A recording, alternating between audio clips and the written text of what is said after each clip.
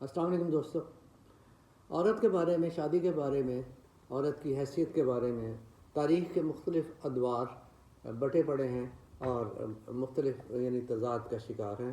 اس میں مختلف فلسفیوں نے، مختلف فکر کرنے والے لوگوں نے، مختلف دانشوروں نے مختلف نظریات اور مذاہب میں عورت کے مقام میں اختلاف پایا جاتا ہے. بہرحال کسی بھی بات سے قطع نظر ہمارا مقصد انہیں سمجھ لیجیے کہ مختلف ادوار میں سے ایک دور ایسا ہے جس کی ہم بات کر رہے ہیں، ارسطو کا زمانہ، ارسطاٹل کا. تو اس میں یہ کیا اس وقت نظریات تھے. سقراط کا مختلف تھا نظریہ، اس سے کچھ ہٹ کے افلاطون کا، پھر افلاطون کا شاگرد ارسطو، اس کا نظریہ مختلف تھا. تو وہ کیا تھا، ہر کسی کی اپنی رائے ہو سکتی ہے صاحب نظر کی. تو بہرحال وہ جو تھا، جو ہم تک پہنچا، وہ میں آپ سے شیئر کر رہا ہوں، آپ تک پہنچانے کی کوشش کرتا ہوں.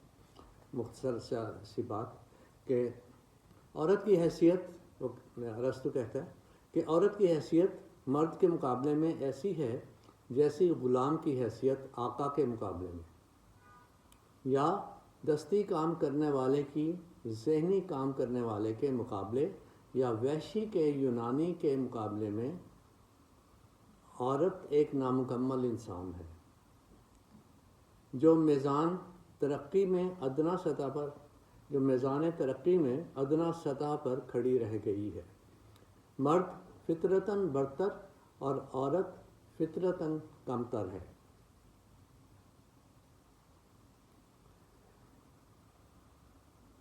تو بہرحال بحث نہیں کرتے، جو کچھ بھی ہے وہ آ جاتی ہے بات سامنے.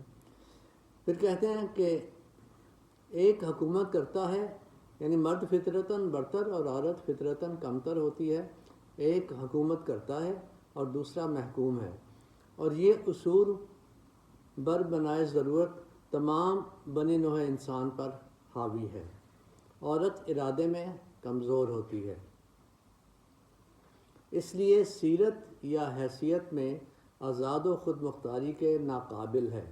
اس کی بہترین حالت یہ ہے کہ وہ خاموشی کے ساتھ گھر کی زندگی بسر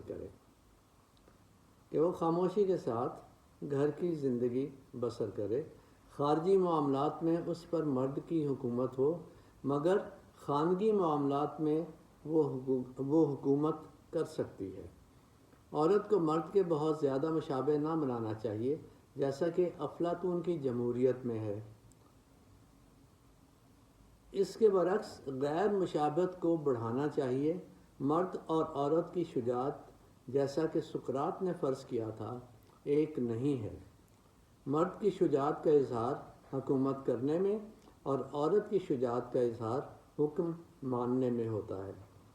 جیسا کہ ایک شاعر نے کیا خوب کہا ہے کہ خاموشی عورت کی شوکت ہے، خاموشی عورت کی شوکت ہے. تو اس طرح سے مختلف نظریات، ایک سسٹم کے حوالے سے بھی، پورے معاشرے کے حوالے سے بھی، سیاسی نظام کے حوالے سے بھی افلاطون نے اور سقراط نے اسے دیکھا اور اپنے اپنے خیالات کا اظہار کیا.